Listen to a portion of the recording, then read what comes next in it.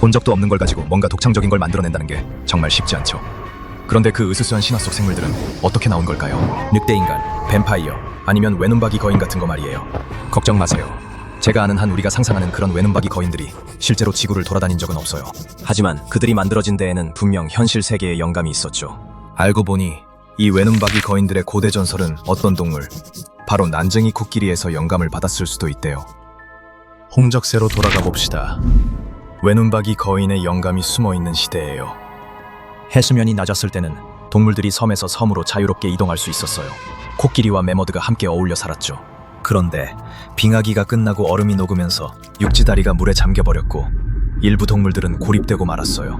먹이가 부족해지자 작은 코끼리들이 생존 확률이 높아졌고 결국 어깨 높이가 겨우 90cm 정도인 난쟁이 버전이 나타났죠. 자, 여기서 흥미로운 부분이에요. 그 작은 코끼리들이 죽고 나면 외눈박이 거인처럼 보일 수 있는 해골을 남겼거든요. 부드러운 코는 화석으로 잘 남지 않아서 사라지고 상아도 없으면 그 두개골이 완전히 괴물 같아 보일 수 있었죠. 으악. 그래서 그리스인들이 나타나서 이런 두개골을 발견했을 때 거대한 외눈박이 생물을 발견했다고 생각했을 수도 있어요. 그렇게 외눈박이 거인 전설이 탄생한 거죠.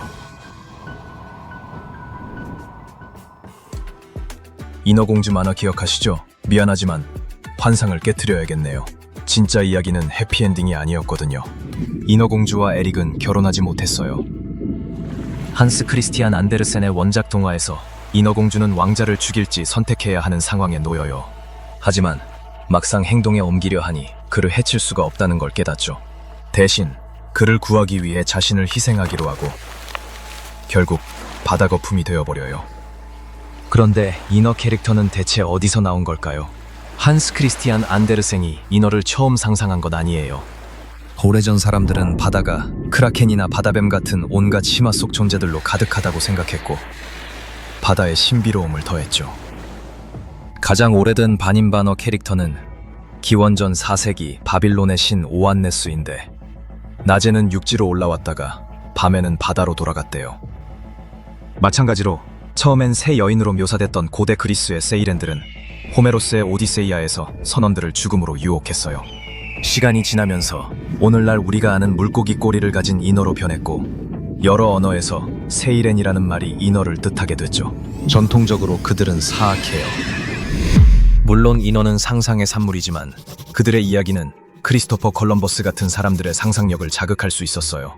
2496년 항해할 때 그는 인어를 봤다고 맹세했거든요. 항종적으로 스포일러 경고, 사실은 매너티였어요. 기본적으로 원조 바다소죠. 그리고 그들은 물고기랑도 거리가 멀어요. 코끼리와 더 가까운 친척이거든요. 게으른 바다 생물을 아름다운 반인반어 여인과 헷갈리는 게 이상해 보일 수 있지만 콜럼버스만 그런 실수를 한 건 아니에요. 그래서 매너티와 그들의 사촌인 듀공이 시레니아 목으로 분류되는 거예요. 일본 민속에서는 특정 동물들이 인간사에 영향을 미친다고 믿어지는 초자연적인 능력을 가지고 있어요. 이런 존재들은 요괴범주에 속하는데 특히 헨게 또는 변신술사로 알려져 있죠. 이런 생물 중 가장 유명한 건 교활한 여우정령인 기츠네와 타누키예요. 하나씩 차근차근 살펴보죠. 타누키를 구글에 검색하면 구글 이미지에 귀여운 사진들이 잔뜩 나올 거예요. 이유는 간단해요. 일본어로는 정말 타누키지만 영어로 실제 동물을 가리킬 땐 일본 너구리개라고 해야 맞거든요. 하지만 타누키라는 단어는 실제 동물과 민속 속 존재 두 가지 의미를 모두 가질 수 있어요.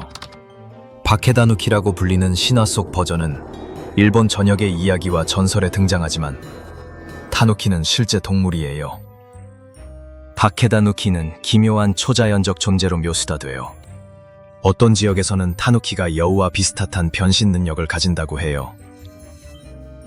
무엇이든 누구든 될 수 있고 어떤 이야기에서는 인간에게 빙의할 수도 있다고 하죠. 자, 기츠네는 여우에서 영감을 받았어요. 겉모습이 말해주죠. 이 마법의 동물들은 나이가 들수록 더 현명하고 강력해져요.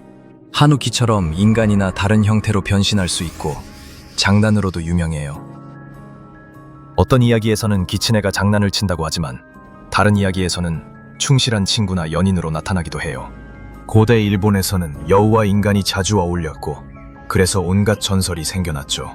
그런데 기치네가 가진 꼬리 개수가 핵심이에요. 꼬리가 많을수록 최대 9개까지 더 나이가 많고 강력한 거예요. 어떤 사람들은 신처럼 그들에게 공물을 바치기도 해요.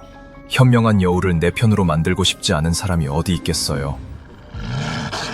오늘날 다이아울프는 왕좌의 게임에서 스타크크 가문 아이들과의 관계로 널리 알려져 있죠. 하지만 이 생물들은 단순히 제작진의 상상력에서 나온 게 아니에요. 현재의 늑대보다 훨씬 컸던 다이아울프는 약 1만 년 전 멸종하기 전까지 아메리카 대륙에 살았어요. 로스앤젤레스의 라브레아 타르 구덩이에서 이 동물들의 화석 4,000개 이상이 발굴됐어요. 아마 다른 동물들의 사체를 먹으려다가 함께 갇혔을 거예요.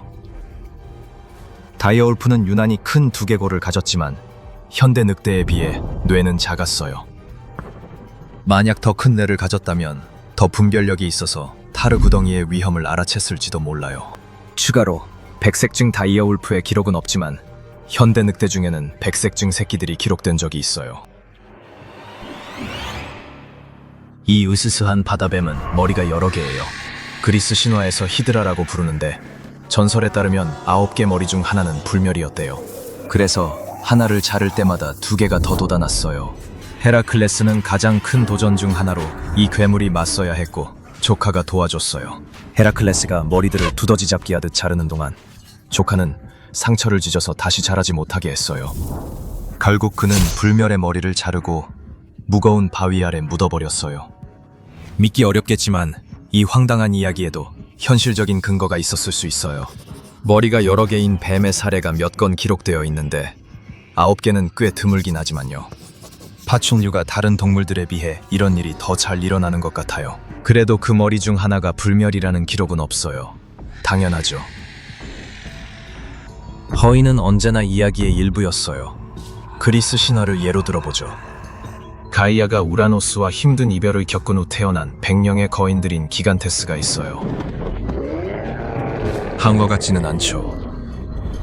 그리고 북유럽 신화의 아우르겔미르는 얼음의 니플헤임, 물과 불의 무스펠헤임 열기가 섞여서 태어났어요. 이제 실제 거인들로 화제를 바꿔보죠. 어떤 사람들은 유전성 거인증이라는 질환이 있었는데 이게 이런 거대한 인물들의 이야기를 설명하는 데 도움이 돼요. 과학자들은 이와 관련된 유전자를 찾았다고 생각하지만 어떤 사람들은 성장 호르몬을 과다 분비시키는 뇌하수체 종양을 가지고 있어요. 예를 들어 골리앗은 2.7m가 넘었다고 해요. 문화마다 달라서 거인의 보편적인 키는 없어요. 한 연구에서는 골리앗이 그의 크기에 기여한 유전적 배경을 가졌을 수도 있다고 제안했어요. 다윗이 투석기로 그를 쓰러뜨렸을 때 골리앗의 이마를 정확히 맞췄어요. 만약 골리앗이 시력을 망치는 뇌하수체 종양을 가지고 있었다면 전형적인 그걸 못 받는 사례였겠죠. 거인 얘기가 나와서 말인데 역사상 가장 키가 큰 사람으로 기록된 로버트 와들로를 소개할게요. 그는 무려 2.7m에 199kg이었어요. 기본적으로 인간 술록이었죠. 어렸을 때부터 항상 가장 컸어요. 8살에 이미 아버지만큼 컸고 9살에는 아버지를 들어 올릴 수 있었어요. 졸업할 때쯤에는 2.54m에 도달했어요.